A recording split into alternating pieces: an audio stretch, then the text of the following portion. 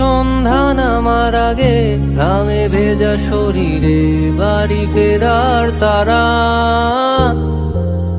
আমার শহুরে জীবনের গল্প লেখে যারা, তোদের বলি আমার ক্লান্ত বিকেল, বুকে হাওয়া লাগিয়ে হাঁটা কতটা পথ হেঁটেছি গন্তব্যহীন